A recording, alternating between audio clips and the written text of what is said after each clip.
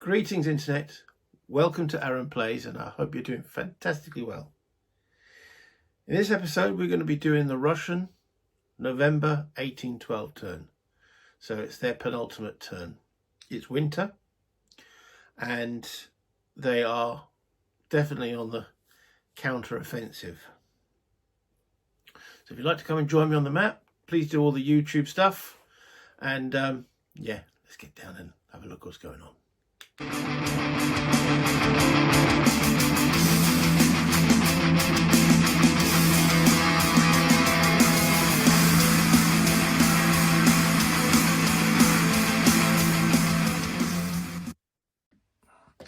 Okay, brief recap. The French, with Austrian support, tried to relieve the siege, but the dire role modifiers that the Russians are able to accumulate because they're defending their own country, better quality leader, meant that the French repulse regime was forced back in the city. The Russians tried an assault. It sort of worked, but they didn't crack the defence. So that siege is going to be ongoing. That will increase to a 2, unless the Russians get enough forces to continue the attack. French pulled back. The Russians will be following up, and then we'll see what this group of forces can do, starting to threaten the flank. There isn't many there, but so as I said, the game looks like it's heading for a draw because the Russians have got to clear the French from all the cities, not just the major cities in Russia or on the Russian board, for a win. French definitely can't win because they haven't been able to get into Moscow or St. Petersburg, and they've effectively almost given up Smolensk. They've left Ney behind as a rear guard in that city. Let's begin the attrition phase. But first off, gotta have a cup of tea. Keep me going. The larynx going. Okay, so the fatigue roll. The attrition roll is 3. The modifiers are all units in home country, -1. And Spain and Russia, +1, so they cancel out. And then it's a winter turn, so net +1. So let's go through all the forces. They're all a 3, so the result is a 4. So we're only looking at any force which has 6 to 10. 3 to 5, 4 is always going to be 0. So 6 to 10. So I'm not going to go through each hex, I'm just going to go through the chart here. 1, 2, 3, 4, 5. Yeah. 6, 7, 8, 9, 10. That is Bagration. So it's this stack here, but Bene Gesserit, he's got no additional troops, and Constantine, he's got no additional troops, so it's 10, so there's going to be a loss. So we know the modified die rolls are 4, with a 10, that's 1 loss. So the Russian infantryman bites the dust.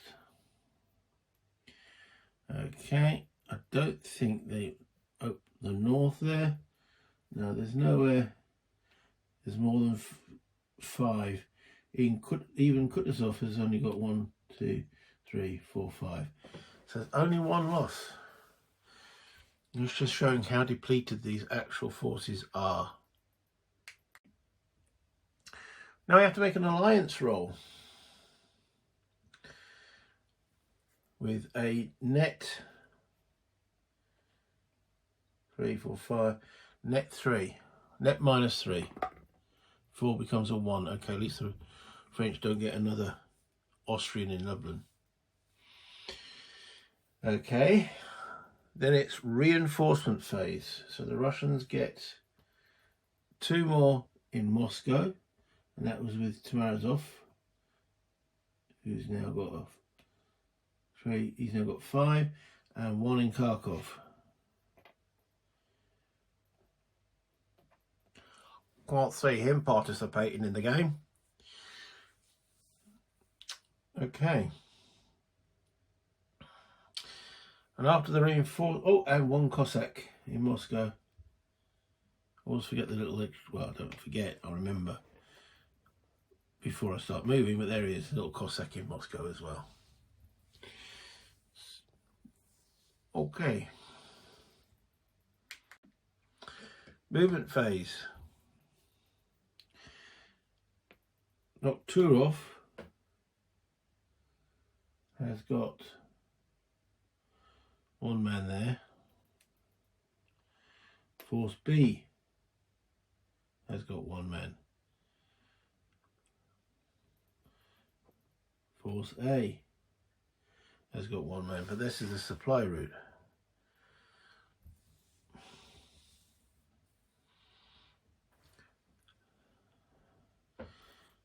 And we've got the Cossack, 1, 2, 3, 4.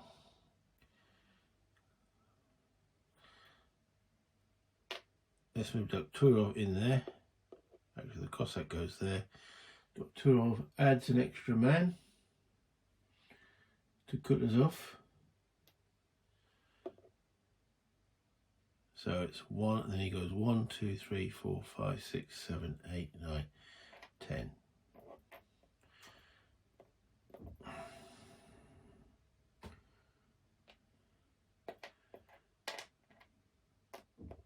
So with the supply, can Cossacks maintain supply? I was going to be an infantry unit. Let's have a look. I think it says that a Cossack can't maintain supply route. I mean, it does seem strange. They probably nick half the stuff, but there we go. So it's still to be determined if an actual assault comes in there. Right, let's have a look at the northern sector. Force C has got 5 infantry. Barclay has got 2. That's 7. So Force C will go 1, 2, 3. And if we want it to be in there, it's got to be 5. It's got a force march of 2 hexes. What's the likelihood of that? +1 Spain and Russia, +1 winter. No.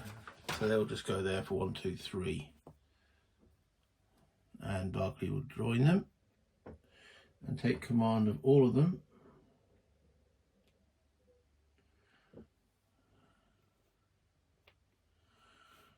Which means Force C can then move.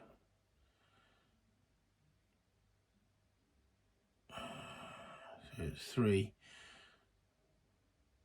Oh, you might as well stay with them. Too little, too late. Okay, so in the centre, let's go for Smolensk.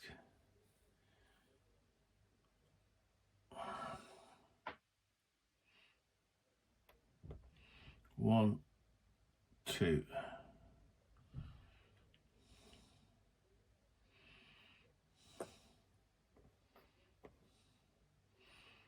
Supply your path maintained. And Tamara's off.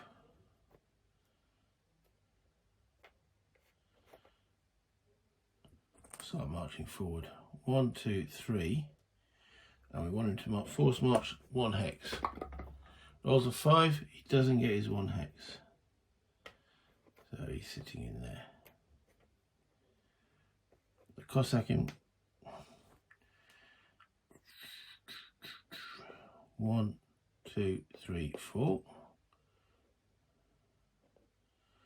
And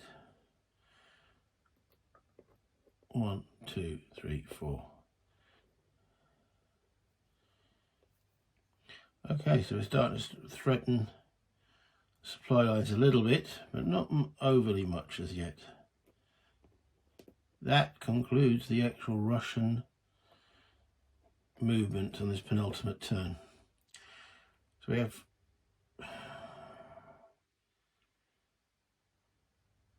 we could just wait out the siege, or do we assault it? Eugene has got 4 forces, which will be doubled to 8. Kutuzov now has 6.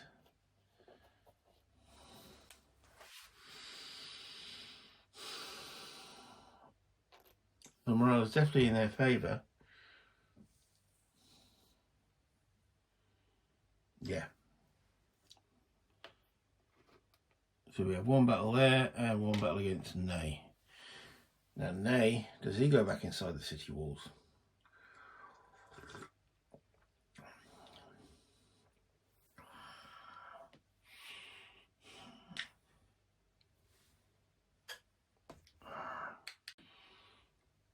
He hasn't really got the option. Yeah, Ney falls back into the city.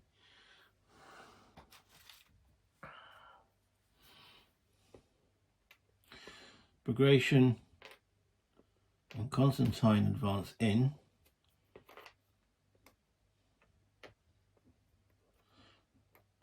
Pengessen, we will leave with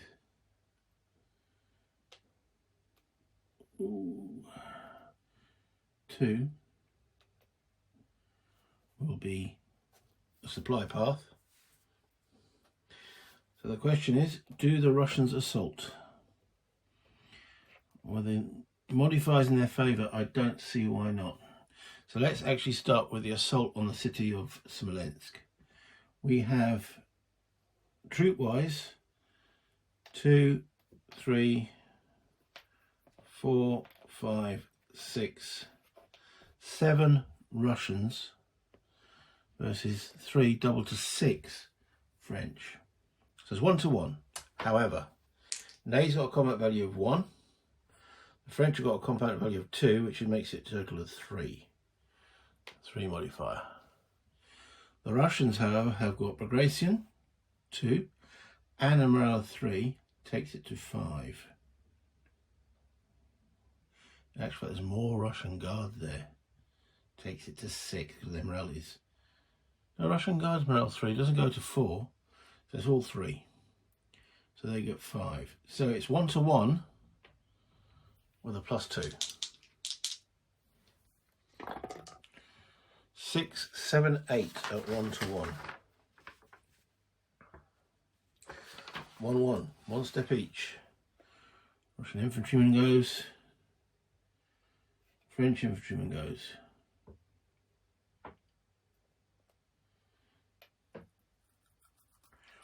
The Russians can see no reason why to stop the assault.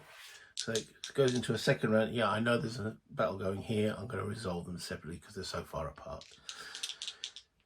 So the Russian, again, so it's now 1, 2, 3, 4, 5, 6 to 4. 3 to 2 with a +2. Ooh, that's as high as it goes. 1d2. So the Russians still take a loss, and they'll take it on the standard cavalry. But the French, with a d2, take 2 losses, and it collapses.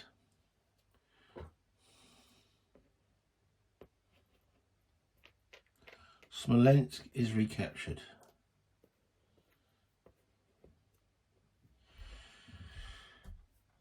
So is Ney. Let's see what happens to Bagration. Ooh, close. And Constantine, he's fine. Ney, he's fine, but he has been captured. That takes 1 city point off the French. So, yeah. Okay, Kiev.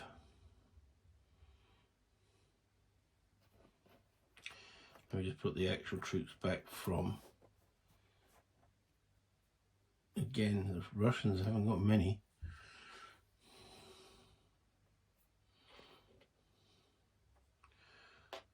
Down here in Kiev, we actually have Eugene gets Kutuzov. Eugene has a force of 2, 3, 4, double to 8, whereas Kutuzov now has 2, 3, 4, 5, 6.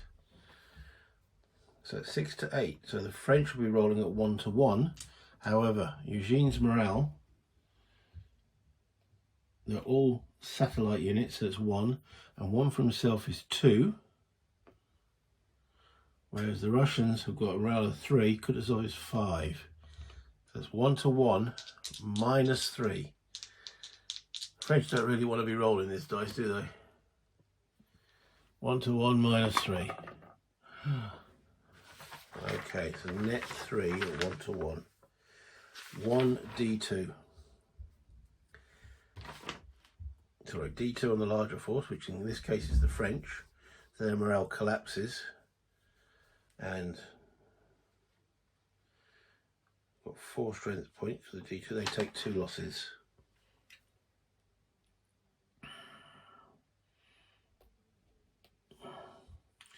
The Russians take 1.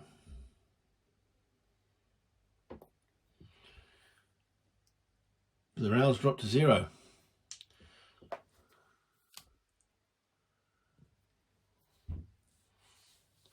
The garrison surrenders. Kiev has been liberated. Let's check for leader losses. So Eugene and Kutuzov. Oops. Nope.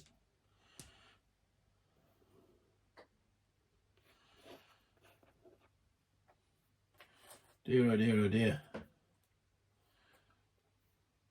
Eugene and Ney captured. That won't look good on the walls of Paris, will it?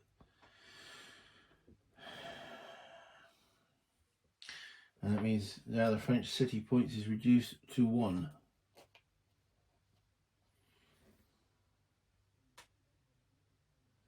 And that ends the Russian combat phase.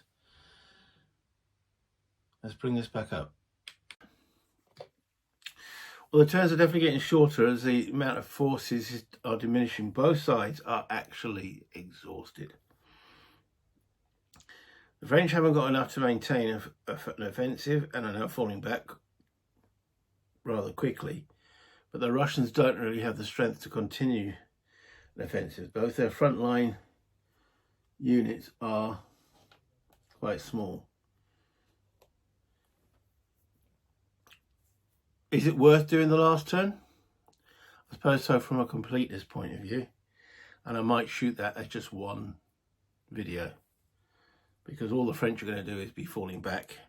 Just trying to maintain a toehold in Russia. Maybe hold on to Minsk.